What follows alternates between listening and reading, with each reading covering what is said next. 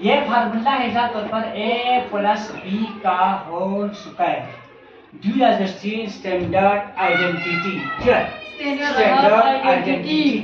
Standard identity मतलब होता है ये एक फार्मूला है और ये बहुत सारी चीजों में आपको काम आता है। देखो बहुत सारी चीजों में आपको काम आता है। ऐसा था ये आइडेंटिटी के साथ a प्लस b का होल स्क्वायर हमेशा बराबर होता है किसके होता है a का स्क्वायर प्लस b का स्क्वायर प्लस ट्वाइस ab। देखना चीजों मैं इसको आपको प्रूफ करूंगा थोड़ा, क्योंकि पुराने जमाने में हम इसको मेमोराइज करते थे, हम याद करता था, लेकिन आज इसको याद नहीं करना है। आज आपको समझना है, इसको क्या करना है, इसको समझना है। देखिए इसको समझाने के लिए हम क्या करेंगे, आपके पास a प्लस b का होल स्क्वायर है, आप ऐसा कर सकते हैं ये a प्लस b है मतलब ज़र्ब a प्लस b है। क्या है, ज़र्ब a प्लस b। हम इसको प्रूफ करेंगे तो हाँ, यानी a प्लस b का whole square a square plus b square plus 2ab, या कभी कभी लिखता है a square plus 2ab plus b square के साथ।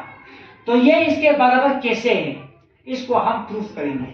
इसको प्रूफ करने के लिए, क्योंकि आपको पता है a स्क्वायर का मतलब होता है a ज़र्ब a, नहीं पता है a ज़र्ब a ही दे। हाँ, उसी तरह से a प्लस b का होल स्क्वायर जो है ये हो गया a प्लस b ज़र्ब a प्लस b।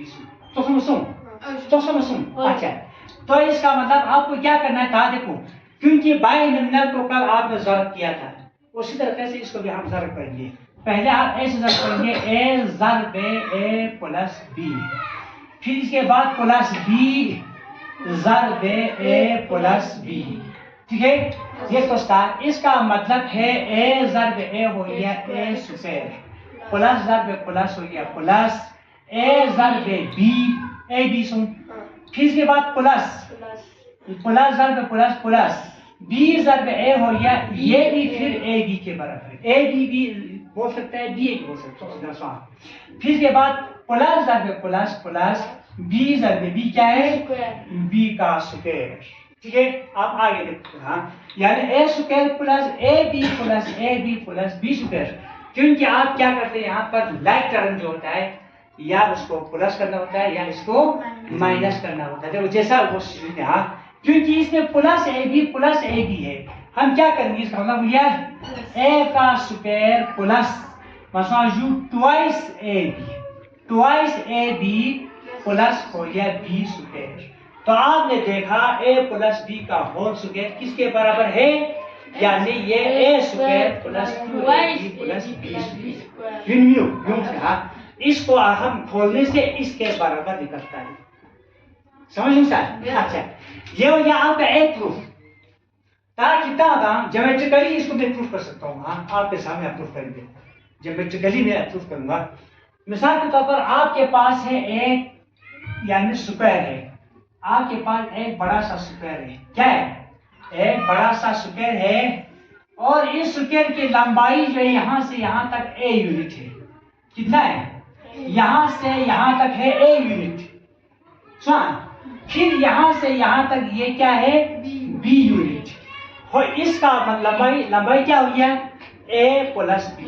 सुन देखो इसकी लंबाई यहाँ से यहाँ तक a है और यहाँ से वहां तक कितना है, b है। तो इसका मतलब यहाँ से यहाँ तक कितना हो गया, a प्लस b। सुन शाबाश, यह जो है a प्लस b होता है, लेकिन क्यों था इसलिए हम आगे बढ़ेंगे।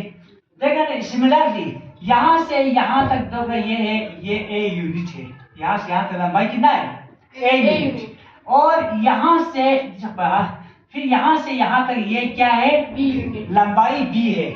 तो कितना हो गया, a प्लस b, यानी यहाँ से यहाँ तक लंबाई a प्लस b, यहाँ से वहां तक लंबाई a प्लस b। ये बन गया एक स्क्वायर। इस स्क्वायर की लंबाई a प्लस b है, चौड़ाई a प्लस b है, तो इसका यानी स्क्वायर कितना होता है, इसका स्क्वायर कितना होता है, देखो हम करने से आपको पता है लंग स्क्वायर निकलता है, इसका एरिया निकलता है, क्या निकलता है, एरिया।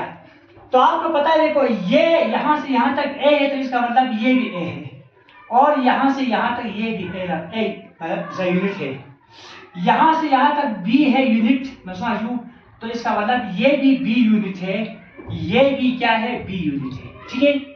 सिमिलरली ये यहां से यहां तक ए यूनिट है, तो इसका मतलब ये भी ए यूनिट है और ये भी ए यूनिट है।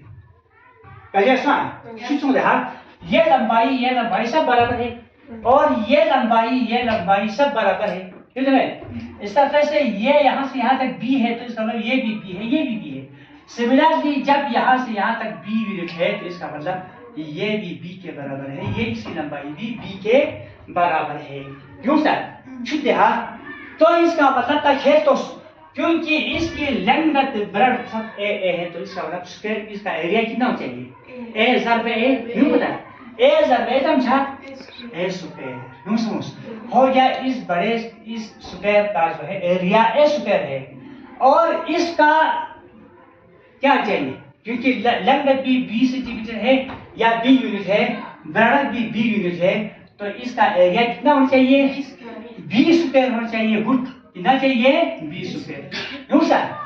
तो आप देखो यहाँ पर दो रेक्टेंगल है आपके पास, क्योंकि ये दोनों स्क्वायर था, ये एक रेक्टेंगल है और ये रेक्टेंगल है। अब आप बताइए इस रेक्टेंगल की लंबाई कितना है, लंगत, इसकी लंगत कितना है, ए यूनिट है ना, और इसका चौड़ाई कितना है, बी यूनिट, बी यूनिट।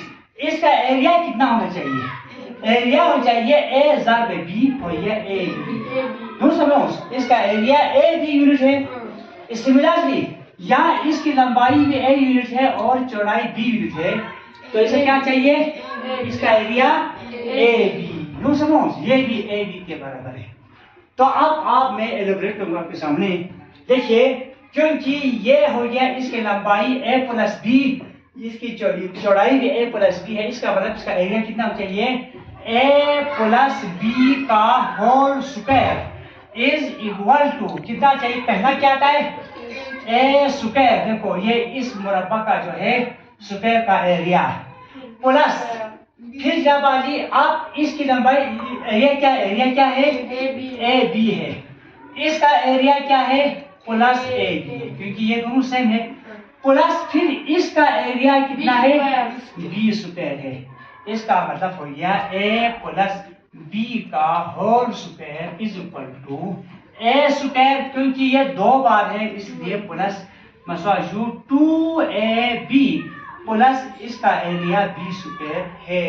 शुद्ध क्लियर हो गया, शुद्ध है, इसमें और कोई टुकड़ा नहीं बच गया, देखो सब बराबर समान, यानी ए जिस स्क्वायर का लंबाई चौड़ाई ए प्लस बी के बराबर है, तो होता है A square plus B square plus twice A B. तो इसका मतलब हो गया मसलन, इसको कहते हैं स्टैंडर्ड आइडेंटिटी, क्या है इसको, स्टैंडर्ड आइडेंटिटी। और ये आइडेंटिटी आपको बिल्कुल आपको पूरा से याद होना चाहिए। देखो जब आप ये समझता है तो आपको खुद ब खुद याद हो जाता है, ये आपको समझना चाहिए। इसको आप 2 या 3 बार इसको प्रैक्टिस करके अच्छे से आप अपने आप को समझाओ और ये आपको बहुत फायदेमंद होगा। तो इसी के साथ मैं आपसे वापस चाहता हूँ।